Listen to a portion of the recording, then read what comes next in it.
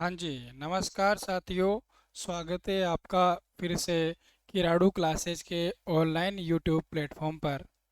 मैं अजय कुमार आपका हार्दिक स्वागत करता हूँ।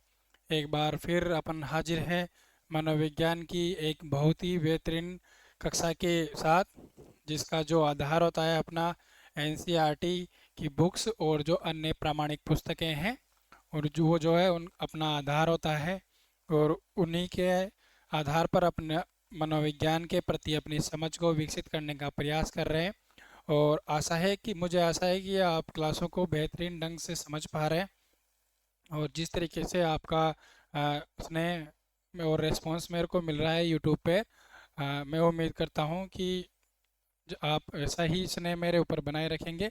और और मैं बेहतर करने का प्रयास करूंगा कि आपको और भी अच्छा अच्छा कंटेंट, टेस्ट सीरीज और जो क्वेश्चंस हैं वो आपको आपके सामने प्रस्तुत करूं। तो यहाँ तक की जो अपनी चर्चा थी उसमें अपन ने मनोविज्ञान का जो संप्रदाय, उसके विकास, शाखाएं शुरुआत कर दी थी। उसके पश्चात अपन ने विकास के विभिन्न आयाम पढ़े थे कि विकास एक समग्र प्रक्रिया है, एकीकृत प्रक्रिया है। ठीक है दोस्तों। तो उसमें जो विकास है वो अन्य पक्षों के साथ घटित होता है। ये सब चर्चा अपन ने शुरू कर दी थी। और अपन ने फिर विकास की जो अवधारणा थी, विकास की जो अवस्थाएं थी, उसकी शुरुआत कर चुके थे अपन। तो अपन ने शेषवावस्था की शुरुआत की थी। शेषवावस्था होती है जो जन्म से, शेषवावस्था से पहले अपन ने प्रसव पूर्व अवस्था जो थी, गर्भधारण अवस्था, उसकी शुरुआत कर दी थी अपन ने। ठीक है दोस्तों। और उसके बाद अब उसमें अपन ने शारीरिक विकास देखा था, संज्ञानात्मक विकास, पेशीय विकास, इसके बारे में चर्चा की थी। तत्पश्चात अपन ने शेषावस्था की चर्चा की थी। उसमें भी अपन ने से शारीरिक विकास, संज्ञानात्मक विकास किस तरह से बच्चे में होता है उसकी अपन ने चर्चा की थी। तो इसी कड़ी में अपन आगे की जो अवस्था है विकास की, वो अवस्था अपन शुरू कर रहे हैं, बाल्य अवस्था। ठीक है दोस्तों। तो बाल्यावस्था की जो शुरुआत होती है वो मानी जाती है 6 वर्ष से लेकर 12 वर्ष तक जो बच्चा होता है उसको बाल्यावस्था का माना जाता है। ठीक है। और जो 9 से 12 तक की जो अवधि होती है उसको उत्तर बाल्यावस्था कहा जाता है। ठीक है। और जो लगभग 5 6 7 वर्ष की आयु का बच्चा होता है उसको पूर्व बाल्यावस्था कहा जाता है। और 7 से जो 9 वर्ष का जो बालक होता है उसको मध्य बाल्यावस्था वाला बालक कहा जाता है। तो इस अवस्था के जो अपने शारीरिक विकास, संज्ञानात्मक विकास, इनके बारे में अपन चर्चा करेंगे। किस तरीके से बालक का शारीरिक विकास होता है, संज्ञानात्मक विकास किस तरीके से होता है, उसकी शारीरिक वृद्धि किस तरीके से होती है, उसमें कौन कौन से सिद्धांत कार्य करते हैं। ठीक है। वो सिद्धांत है जो परीक्षा में डेफिनेटली पूछे गए हैं और पूछे जाते रहेंगे। और उसकी जो भाषा है बिल्कुल जो अपनी क्लासेज हैं। ठीक है। तो जो अपनी क्लास है उसके उसी पर ही उसकी जो भाषा है आधारित होती है। ठीक है। तो मैं अजय कुमार आपका वापस हार्दिक स्वागत करता हूँ मनोविज्ञान की इस क्लास में। अपन शुरू करते हैं बाल्यावस्था। ठीक है दोस्तों। तो बाल्यावस्था की जो आयु है वो बालक की 6 से 12 वर्ष की तुलना में रहती है। ठीक है। तो इसमें जो वृद्धि होती है किसी भी जो शेषवावस्था में जितनी वृद्धि होती है ना किसी भी बालक की, तो शेषवावस्था में बच्चे का जो शारीरिक विकास होता है, संवृद्धि, अपन ने पढ़ा था संवृद्धि। ठीक है दोस्तों। उसकी क्या शारीरिक बढ़ोतरी, ये पढ़ा था क्या अपन ने? शारीरिक बढ़ोतरी जिसका मापन और मात्राकरण किया जा सकता है। मैं आपको बीच में याद दिलाता रहूंगा। वैसे आप इनका रिवीजन किया करो दोस्तों। देखिए दोस्तों, जो सिलेक्शन का आधार होता है ना वो रिवीजन होता है। आप अपनी किताबों को, अपने नोट्स को, अपना जो कंटेंट है जो आपके पास उपलब्ध है उसको इतनी बार रिवीजन कर दीजिए कि आपको कोई भी रात को उठा के भी पूछे ना कि ये क्वेश्चन का आंसर बताओ, तो आप उसको बेझिझक आंसर बता दो। आई बात समझ में? एग्जाम में सिलेक्शन होने का तरीका पता है क्या होता है? एग्जाम में सिलेक्शन होने का तरीका होता है कि आप जो ऑप्शन है ना उसमें उत्तर को ढूंढो।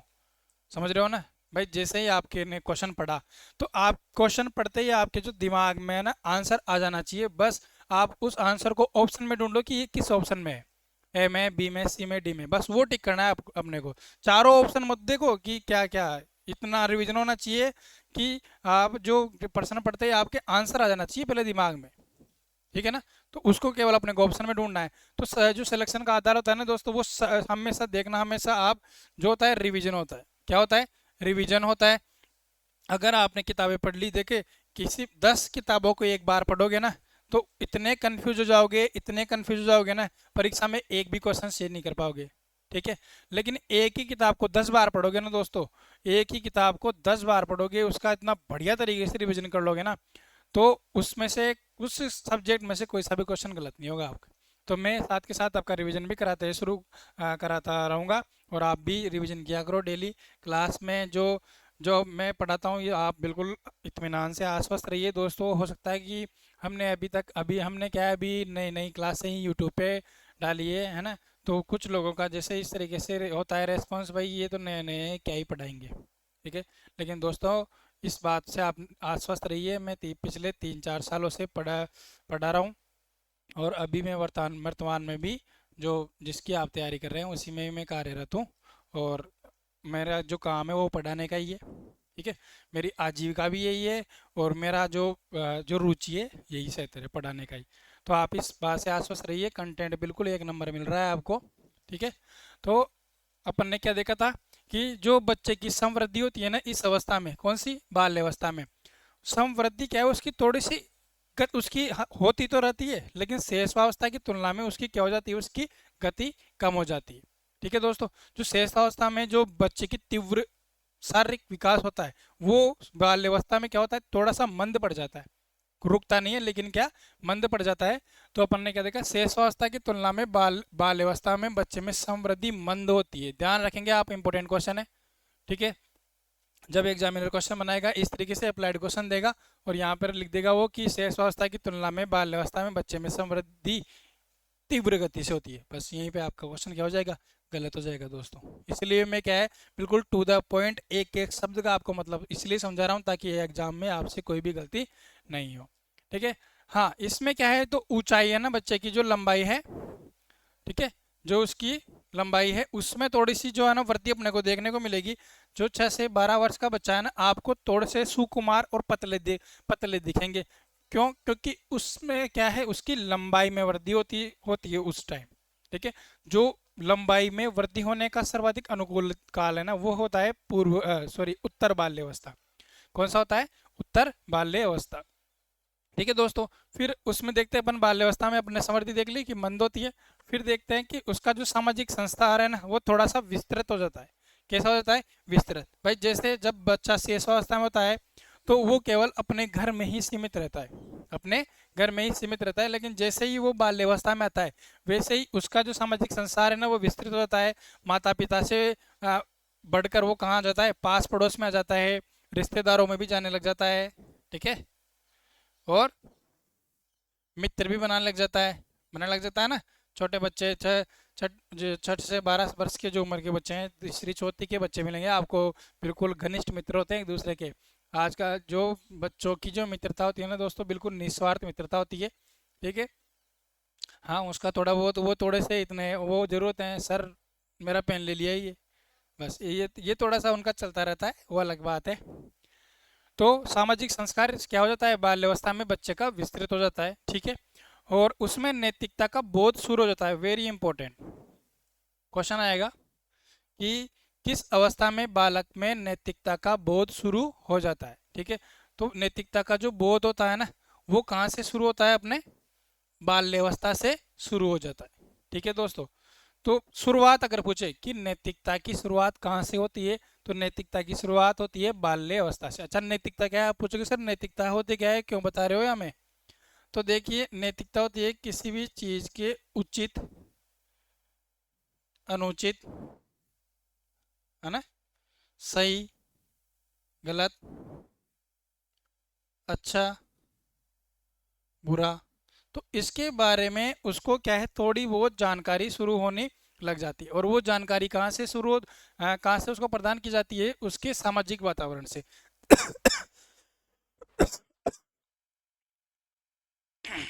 सॉरी दोस्तों। तो उसकी जो नैतिकता है वो शुरुआत हो चुकी होती है बाल्यावस्था में, और ये कहाँ से उसको मिलती है, उसके सामाजिक वातावरण से। जैसे ध्यान से देखिए किस तरीके से उसको सामाजिक वातावरण से नैतिकता का उसको सीखने को मिलता है। जैसे कोई बच्चा है, ठीक है, तीसरी क्लास का बच्चा है, अमूमन उसकी उम्र कितनी रही होगी, 8-9 साल की रही होगी, ठीक है, क्योंकि 6 साल की उम्र में बच्चा पहली क्लास में एडमिशन लेगा, तो अपन मान के चलते हैं कि उसकी उम्र 9 वर्ष की तो रही होगी। तो वो क्या है, एक दिन अपने साथी का पेन चोरी करके ले आता है। क्या, पेन चोरी करके ले आता है, ठीक है। जैसे ही वो घर पे आता है, तो जैसे उससे काम होमवर्क कर रहा होता है, वो अगले दिन भी पेन चोरी कर लेता है, और ऐसे कर करके वो पेन इकट्ठे कर लेता है बहुत सारे। उसको तो मजे आ रहे हैं, वो ये नहीं सोच रहा कि ये सही है गलत है, उसमें अभी तक की ये नैतिकता का बोध नहीं हुआ है। ध्यान रखना दोस्तों कि वो सही है, सही कर रहा है कि गलत कर रहा है, लेकिन उसको इस बात की खुशी है कि मेरे पास बहुत ज़्यादा पेन हो गए हैं। आई बात समझ में दोस्तों, इस बात की उसको खुशी है। जैसे ही उसके पापा शाम को उसको देखते हैं कि इसके पास इतने पेन कहाँ से आ गए, हैं, मैंने तो इसको इतने पेन दिला ही नहीं। तो वो पूछता है कि बेटा आपके पास इतने पेन कहाँ से है, कि पापा मैंने ना कल तो उसका ले लिया, उसके बैग में से निकाल लिया, परसों चिंटू के बैग में से निकाल लिया है, और आज मिंटू के बैग में से निकाल लिया, ठीक है, अब कल टीना के बैग में से भी निकालूंगा पापा। हाँ, क्या कि और आ रहा है कि कल टीना के बैग में से निकालूंगा। तो वो देखते हैं, उसके पापा देखते हैं कि बच्चा क्या है, अभी से ही चोरी करने जैसी छोटी चीज़ों की चोरी करना शुरू कर देता।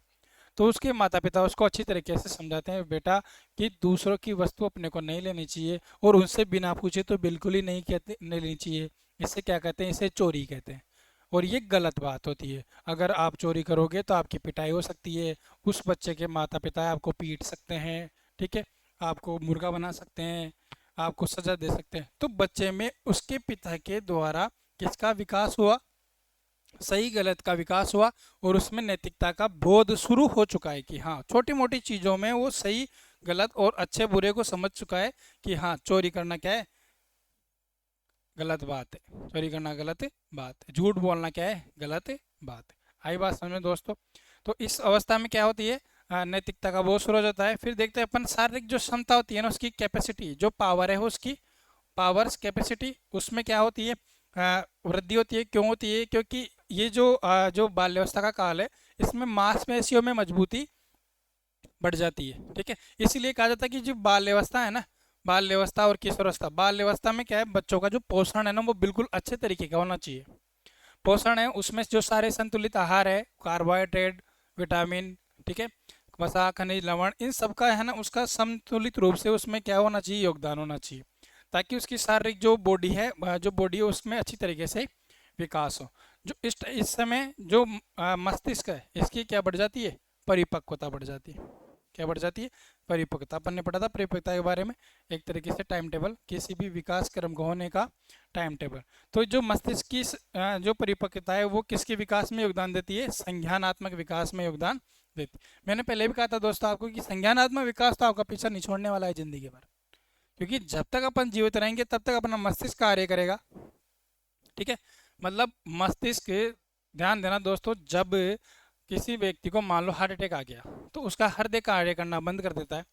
हृदय कार्य करना बंद कर देता है ना, उसके कुछ क्षणों बाद तक भी उसका मस्तिष्क कार्य करता रहता है मित्रों। इसका मतलब जो संज्ञानात्मक विकास है, व्यक्ति के जीवन में बहुत ज़्यादा महत्वपूर्ण भूमिका निभाता है। तो इसकी मस्तिष्क में क्या बढ़ती जाती है, इसकी उसमें परिपक्वता बढ़ती जाती है, और उसके संज्ञानात्मक विकास में वो क्या करती है, योगदान देती है, ठीक है दोस्तों।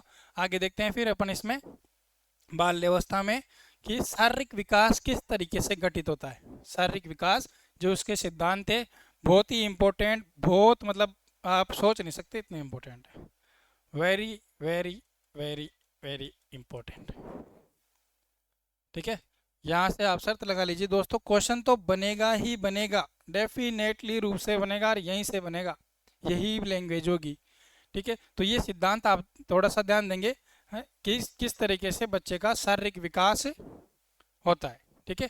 तो जो पहला सिद्धांत है, ध्यान देंगे दोस्तों, है ना, बिल्कुल आप निश्चिंत रहिए, जो मैंने कंटेंट पढ़ा दिया है ना, उसके ऊपर कोई भी चैलेंज नहीं कर सकता, क्योंकि जो मैं बिल्कुल ऑथेंटिक जो बुक्स है ना, वहाँ से उठा रहा हूँ इसको।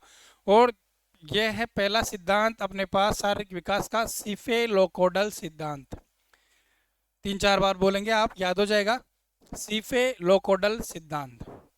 आप कहोगे सर ये कौन सी भाषा में लिख दिया, ठीक है, कौन सी भाषा में लिख दिया, तो मैंने ये देखो इंग्लिश में है, देखो मनोविज्ञान और जो विज्ञान विषय होता है ना, उनकी क्या है, जो विषय वस्तु है ना, अधिकांश विषय वस्तु अंग्रेजी भाषा में उपलब्ध होती है। अपने अपन क्या है, उसका हिंदी में रूपांतरण करके पढ़ते हैं। ठीक है दोस्तों।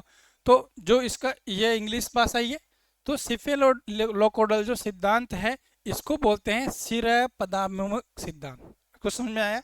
नहीं आया होगा, आएगा भी कैसे। तो परीक्षा में ये ध्यान रखना है आपको कि वो सिफेलोकोडल देगा, न कि सिर पदाभिमुख। ऐसा क्वेश्चन वो देगा ही नहीं। देखो सिफेलोकोडल सिद्धांत क्या होता है। बच्चे का जो विकास होता है ना, जैसे देखो दोस्तों, मेरी जो चित्र की जो कलाकारी है वो इतनी अच्छी है नहीं, तो आप थोड़ा सा इसमें एडजस्ट करने का प्रयास करेंगे। ठीक है, बस मैं आपको समझाने का प्रयास कर रहा हूँ। ठीक है दोस्तों, आप इसके ऊपर बिल्कुल भी कमेंट नहीं करेंगे कि सर किस तरीके का चित्र बना दिया है। बस आप कंसेप्ट समझिए। तो मेरी क्या है, चित्रकारी इतनी अच्छी है नहीं। ठीक है, गणित का स्टूडेंट रहा हूँ शुरू से, तो इतनी क्या है, जो इतनी जो अपने अपने पढ़ा था ना सूक्ष्म पेशीय कौशल, तो वो बाल्यकाल में क्या है सही तरीके से विकसित नहीं हुए। जो इतनी क्या है, चित्रकारी इतनी अच्छी नहीं है। तो इस देखो, आपको सिर्फ कंसेप्ट से मतलब है। सिफेलोकोडल का मतलब होता है जो बच्चे का जो विकास होता है ना, बच्चे का विकास, बहुत ध्यान रखेंगे आप, पर्सन यहीं से बनेगा। बच्चे का विकास का जो क्रम होता है ना, शारीरिक वृद्धि का, वो होता है मस्तिष्क से पैरों की ओर। कहाँ? मस्तिष्क से पैरों की ओर उसका विकास होता है।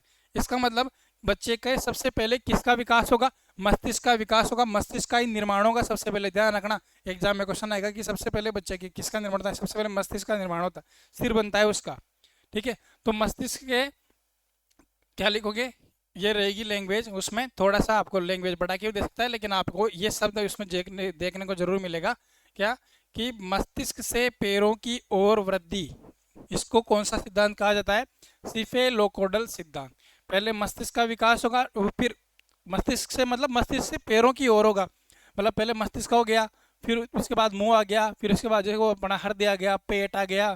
ठीक है, फिर आगे फिर जो पैर आ गए। तो इस तरीके से उसका क्रम रहता है। ठीक है ना। तो मस्तिष्क के पैरों की जो और वृद्धि होती है उसको बोलते हैं सिफेलोकोडल सिद्धांत। इंग्लिश में ही याद रखेंगे, सिफेलोकोडल सिद्धांत। इंग्लिश में केवल इसका हिंदी रूपांतरण किया गया है सिर पदाभिमुख सिद्धांत, सिर से पद की ओर विकास का सिद्धांत। हिंदी में नहीं देगा, नहीं देगा, नहीं देगा। क्या क्या देगा एग्जाम में? सिफेलोकोडल सिद्धांत। ठीक है, तो इसमें क्या होता है, जो बच्चा है ना, निचले भाग की अपेक्षा ऊपरी भाग पर नियंत्रण सबसे पहले प्राप्त करता है। आगे ना बात, सबसे पहले कौन से भाग पर नियंत्रण करेगा वो? कौन से भाग पर? ऊपरी भाग पर। मतलब जैसे उसका जो शरीर है ना, जो इसका सिर है, उसका सिर है, वो शरीर के अनुपात में क्या होगा, बड़ा होगा थोड़ा सा। देखा होगा आपने पूर्व अवस्था में जो बच्चे होते हैं ना, थोड़े से मोटे शरीर के होते हैं, जबकि मोटे सिर के होते हैं, जबकि जो पूरी बाकी का जी बॉडी बॉडी पार्ट है ना, वो थोड़ा क्या होता है, पतला होता है। ठीक है, तो वो सबसे पहले क्या करेगा, ऊपर से नीचे की ओर विकास हो रहा है दोस्तों। तो आप मेरे को एक क्वेश्चन बताओ भाई, सब पहले वो हाथों का प्रयोग करना सीखेगा या पैरों का? बताओ। तो सबसे पहले वो किसका प्रयोग करना सीखेगा? हाथों की भुजाओं का प्रयोग करना सीखेगा, न कि पैरों का। उसके बाद पैरों की भुजाओं का प्रयोग करना सीखा। जैसे छोटा बच्चा है, वो बैठा रहने लग गया है मान लो बिना सहारे, तो वो उसकी जो विकास का क्रम है ना, उसमें पैर का इतना विकास नहीं हुआ है। पहले किसका हुआ है? भुजाओं का। किसका? भुजाओं का, मतलब हाथ की भुजाओं का विकास हुआ है। तभी तो किसी मान लो कोई बोतल को पकड़ने की कोशिश करेगा, आपकी उंगली पकड़ने की कोशिश करेगा। आई बात समझ में? तो इस सिद्धांत का पढ़ने को ये चीज़ ध्यान रखना है, क्या क्या? एक तो मस्तिष्क के पैरों की ओर वृद्धि होती है। ठीक है, निचले भाग की अपेक्षा ऊपरी भाग पर नियंत्रण पहले प्राप्त करता है। और सिर सिर सिर शरीर के अनुपात में क्या होता है, बड़ा होता है। और जो पहले जो भुजाएं हैं ना, अपनी भुजाएं, हाथ की भुजाएं हैं, उनका उपयोग पहले करना सीखता है, उसके बाद पैरों का उपयोग करना सीखता है। आई बात समझ में दोस्तों? ठीक है, तो आगे अपन इसके बारे में, यह जो सिफेलोकोडल सिद्धांत है इसकी चर्चा कर चुके हैं। आगे देखते हैं अपन, एक और सिद्धांत होता है, हाँ, प्रोक्सिमो डिस्टल सिद्धांत। प्रोक्सिमो डिस्टल संवृद्धि या प्रोक्सिमो डिस्टल विकास, ये भी इसी के में ही होता है। प्रोक्सिमो डिस्टल, 3 बार बोलोगे, प्रोक्सिमो डिस्टल, प्रोक्सिमो डिस्टल। इसको हिंदी में बोलते हैं समीप दूराभिमुख सिद्धांत। मतलब पहले समीप का विकास होगा और फिर किसका होगा, दूर का। इसका मतलब जैसे कोई बच्चा है, ठीक है, वही चित्र तो यही रहेगा अपना, और क्या।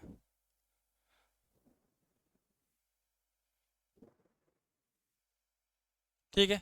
तो देखो समीप, समीप जैसे मान लो ये पूरा कोई बच्चा है, अब ये यहाँ पर जैसे ये बीच का केंद्र मान लेते हैं अपन इसको, बीच का केंद्र मान लेते हैं। ठीक है, तो इसमें वृद्धि किस तरीके से होगी, ध्यान देंगे आप। पहले इसके आसपास के एरिया का विकास होगा इस तरीके से, है ना, जैसे हृदय का हो गया, धड़ का हो गया, फिर ऐसे बढ़ता जाएगा, फिर पसलियों का हो गया, ठीक है, फिर ऐसे बढ़ते बढ़ते हाथों का हो गया, फिर ऐसे बढ़ते बढ़ते अंगुलियों का हो गया। आई बात समझ में। तो जो प्रोक्सिमो डिस्टल में विकास की जो संवृद्धि, विकास संवृद्धि की गति होती है, वो होती है समीप से दूर की ओर, समीप से दूर की ओर। मैं खड़ा हूं तो यहां से इधर की ओर, हाथों की ओर। आई बात समझ में। तो इसे बोलते हैं प्रोक्सिमो डिस्टल। कौन सा बोलते हैं, प्रोक्सिमो डिस्टल सिद्धांत, धड़ से भुजाओं की ओर। ठीक है, और सिफेलोकोडल में मस्तिष्क से पैरों की ओर, किससे, मस्तिष्क से पैरों की ओर। आई बात समझ में।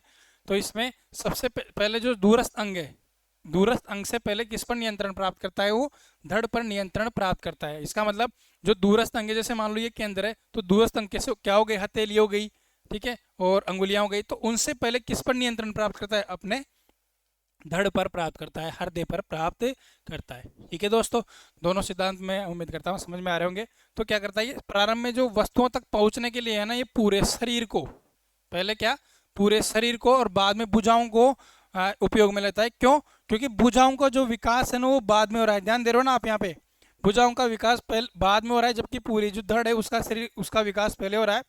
तो इसको क्या क्या बोलते हैं, इसको कि पहले किसका, पहले किसका विकास होगा, धड़ का विकास होगा, है ना, मतलब समीप का, और बाद में भुजाओं का विकास होगा। ठीक है, आई बात समझे। तो ये पहले जो रीट 2018 थी उसमें यहाँ से क्वेश्चन बन चुका है, आगे भी बनने की संभावना है।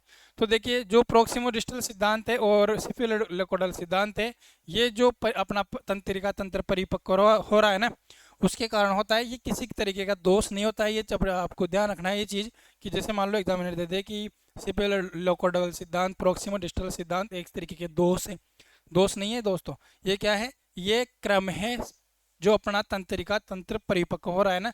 तो जैसे पहले भुजाओं का होगा, अपन सोच रहे हैं कि बच्चा तो अभी क्या नाम से चलने ही नहीं लगा, तो चलने कैसे लगेगा, वो पहले उसकी भुजाओं का विकास होगा ना। देखोगे आप बच्चे को कि पहले वो क्या है, बैठा रहना सीख जाता है, तो हाथों से मतलब पकड़ना सीख जाता है किसी वस्तु को। जैसे मान लो मेरे सामने ये, उसके बच्चे के सामने कोई बोतल पड़ी होगी ना, तो इसको पकड़ेगा वो, उसके बाद उसके पैरों का विकास होगा। आई बात समझ में। ठीक है, तो यहाँ अपन ने दोनों सिद्धांत पढ़े, बहुत ज़्यादा इंपॉर्टेंट है। यहाँ से प्रश्न नहीं आए तो आप मेरे को कह देना, आने आने यहाँ से प्रश्न। ठीक है दोस्तों, उसके बाद बाल्यावस्था की कुछ विशेषताएं देखते हैं जो आपको दैनिक जीवन में परिलक्षित होती है। बाल्यावस्था में बच्चे क्या होते हैं, पतले दिखते हैं। कैसे दिखते हैं, बाल्यावस्था में बच्चे पतले दिखते हैं थोड़े, और उस उनके क्या है, धड़ की लंबाई में वृद्धि होती है। आपने देखा होगा, जैसे बाल्यावस्था में कोई बच्चा है, ठीक है, तो उसकी माता जी कहती है कि हमने तो इसको इतना, हम इसको इतना खिलाते हैं, हम इसको इतना खिलाते हैं कि फिर भी इसकी क्या है, विकास, इसका शारीरिक विकास नहीं हो रहा है, ये तो मोटो ही कौन हो रहे हो, तो मोटो कौन हो रहे हो, तो मोटा कैसे होगा दोस्तों, वो क्योंकि उसका जो शारीरिक विकास का क्रम है ना, वो बाल्यावस्था में, और बाल्यावस्था में शरीर में क्या है, वसा की मात्रा कम हो जाती है अपने आप ही। ठीक है, एक तो उसकी शारीरिक संरचना इस तरीके से हो जाती है कि उसकी वसा की मात्रा कम हो जाती है, और एक और जैसे अपन देख सकते हैं कि इस उम्र में क्या है, जैसे 10 से 12 वर्ष का उम्र का बच्चा है ना, तो ये क्या है, आपको बिना कारण ही है ना घूमते फिरते दिखेंगे, आप देखना। ठीक है, आप कहोगे ना, यही कहते हैं ना, जैसे किसी रिश्तेदार के घर पे जाते हैं कि इसमें दिमाग तो बहुत है लेकिन ये पढ़ता नहीं है, ये घूमता ज़्यादा है। तो बच्चे की प्रवृत्ति उस टाइम में होती है ऐसी है, आप उसको बांध ही नहीं सकते। अपन सोचते हैं कि बच्चे को बांध के रख लें, तो बांध के थोड़ी रखोगे आप उसको, उसकी प्रवृत्ति उस टाइम ऐसी होती है, वो तो घूमेगा, और निरुद्देश्य से घूमेगा, निरुद्देश्य से, कोई उद्देश्य नहीं है, कोई उद्देश्य नहीं है। दोस्त के गले में हाथ डालेगा, भाईले के गले में, चलो भाई पूरे मार्केट के उसके चक्कर लगा के आ जाएंगे। आई बात समझ में। तो उसमें क्या है, घूमेंगे तो ऊर्जा तो खत्म होगी। तो उसमें क्या है, वो थोड़े पतले दिखते हैं, लंबे भी दिखते हैं थोड़े, जो धड़ की जो लंबाई होती है ना, उसमें क्या होती है, वृद्धि होती है, और जो शरीर में वसा की मात्रा कम होती है। और इस अवस्था में जो मस्तिष्क एवं सिर है, उसका अधिक तेजी से विकास होने लगता है। ठीक है, मस्तिष्क का जो विकास है, उसकी गति क्या हो जाती है, उसकी उसमें वृद्धि हो जाती है, तीव्र गति से विकास होना शुरू हो जाता है, संज्ञानात्मक विकास में वृद्धि शुरू हो जाती है, वो चीज़ों को पहचानने लग जाता है, चीज़ों में अंतर करने लग जाता है। तो ये तो अपन उसमें जो संज्ञानात्मक विकास है ना इसका, इसमें विस्तृत तरीके से देखेंगे, और उसमें तो बहुत अच्छे अच्छे क्वेश्चन भी आने वाले हैं। ठीक है, आगे देखते हैं अपन। हाँ जी। तो बच्चे में जो इस जो बाल्यावस्था का काल है, इसमें क्या है, नेत्र हस्त समन्वय। नेत्र हस्त समन्वय मतलब जैसे शेषावस्था में तो क्या है, जैसे ये पेन पड़ा है ना, यहाँ पे पेन पड़ा है तो बच्चा क्या है उसको पकड़ेगा, लेकिन उसको मतलब उसको दिमाग में ये जो कोऑर्डिनेशन है ना आंखों का और हाथों का, वो कोऑर्डिनेशन अभी तक उसमें विकसित नहीं हुआ है। वो किस अवस्था में विकसित होता है, बाल्यावस्था में। क्वेश्चन सीधे के सीधे बढ़ेंगे दोस्तों। और अपन जो जो अपन ने ऑथेंटिक किताबें नहीं पढ़ेगा ना, वो घूमता रह जाएगा पर्सन कहाँ से, हवा उड़ जाएंगी, तोते भी उड़ जाएंगे, सारे उड़ जाएंगे। लेकिन जो अच्छे कंटेंट पे विश्वास रखेगा ना, वो ध्यान देगा हाँ कि हाँ यही पर्सन यहीं से बने और बनेंगे। तो नेत्रहस्त समन्वय किस उम्र में विकसित हो जाता है, बाल्यावस्था में विकास हो जाता है उसका। पेंसिल को अच्छे तरीके से पकड़ना सीख जाता है, ठीक है। और उसकी जो योग्यताएं हैं उसमें परिपक्वता के कारण विकास उसमें होने लग जाता है। आई बात समझो दोस्तों। तो ये बाल्यावस्था। और एक और चीज, कंकालीय और पेशीय तंत्र में वृद्धि हो जाती है, मतलब जो उसकी जो शारीरिक विकास है ना, उसका शारीरिक विकास। तो उसके शारीरिक विकास में क्या, उसके कंकाल और पेशीय जो तंत्र है उसमें वृद्धि होना शुरू हो जाती है, ठीक है दोस्तों। तो अपन ने ये शारीरिक विकास देखा, इसमें थोड़ा सा अपन एक और देखते हैं, पेशीय विकास। पेशीय विकास। तो अभी एक दो दिन पहले की जो क्लास में अपन ने दोस्तों जो सूक्ष्म पेशीय कौशल और स्थूल पेशीय कौशल के बारे में चर्चा की थी, उसकी अपन ने एक सारणी भी बनाई थी, ठीक है। तो स्थूल पेशीय कौशल होते हैं ना, उसमें क्या है, पूरी बॉडी सक्रिय होती है। क्या होती है, पूरी बॉडी सक्रिय होती है, हाथ पैर, ठीक है, पूरी की पूरी बॉडी सक्रिय होती है। जैसे मान लो सीढ़ियों पर चढ़ना, ठीक है, दौड़ लगाना, कबड्डी खेलना, तो इसमें क्या होती है, पूरी की पूरी पेशियां सक्रिय हो रही है। लेकिन जो सूक्ष्म कौशल है ना, सूक्ष्म पेशीय कौशल, इसमें क्या, किसी विशेष जो मांसपेशियां है ना उनमें ही विकास होता है। जैसे मान लो मैं लिख रहा हूँ, तो इसमें मेरे हाथ के जो मांसपेशियां है ना, यहाँ तक की ये मांसपेशियां ज़्यादा काम में आ रही है। जैसे मान लो कोई बच्चा अच्छे तरीके से चित्र बना पा रहा है, इसका मतलब उसकी उंगलियों की निपुणता उसमें अच्छी है। तो कौन सा विकास अच्छा हुआ है उसका, सूक्ष्म पेशीय कौशल विकास अच्छा हुआ है। कोई मूर्तिकार है, मूर्ति अच्छा बना पा रहा है, इसका मतलब कौन सा विकास अच्छा हुआ है, सूक्ष्म पेशीय कौशल विकास अच्छा हुआ है। कोई धावक है, कोई एथलीट है, ठीक है, तो उस एथलीट का वो मान लो 100 मीटर की दौड़ है, 200 मीटर की दौड़ है, उसमें फर्स्ट रैंक ला रहा है, इसका मतलब उसमें कौन से विकास अच्छा हुआ है, स्थूल पेशीय। स्थूल पेशीय में पूरे शरीर का विकास होता है, और सूक्ष्म पेशीय में क्या होता है, छोटी छोटी जो मांसपेशियां उनका विकास होता है। तो इस अवस्था में क्या होता है, भुजाओं और पैरों का उपयोग करना वो सीख लेता है बच्चा, ठीक है। भुजाओं का और पैरों का पूर्णतः उपयोग करना सीख लेता है, दौड़ करने लग जाता है, प्रतिस्पर्धा में आनंद लेने लग जाता है। देखोगे, देखा होगा ना आपने, दो बच्चे हैं भाई, आजा दौड़ लगाते हैं, देखे पहले कौन घर पहुंचता है, देखा होगा ना। तो अभी तो नहीं करते थे कि अपन बड़े हो गए अपन तो नहीं करते, लेकिन बच्चे अभी भी करते हैं, क्योंकि उनमें इस ये विकास शुरू हो जाता है।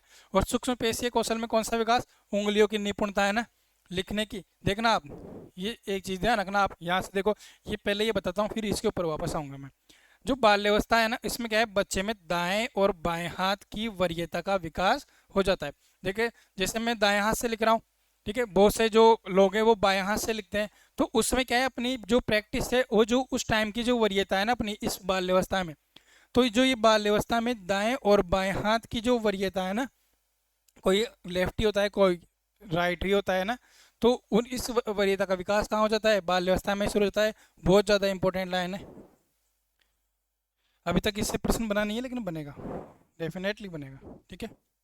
तो इसमें क्या है, अपनी दाएं और बाएं हाथ की वरीयता का विकास शुरू हो चुका है, तो ये किस में आएगा, अंगुलियों की निपुणता में तो आएगा। आपने देखा होगा कि अभी जैसे मान लो कोई 11वीं का बच्चा है, उसको तो कोई टीचर, हिंदी पढ़ाने वाला टीचर, ये तो नहीं करा था भाई नकल और सुलेख कर, देखा है क्या भाई। भाई हाँ, आज बच्चों अपन नकल करेंगे, आज अपन सुलेख करेंगे, ताकि आपकी राइटिंग अच्छी हो, आपकी स्पीड अच्छी हो।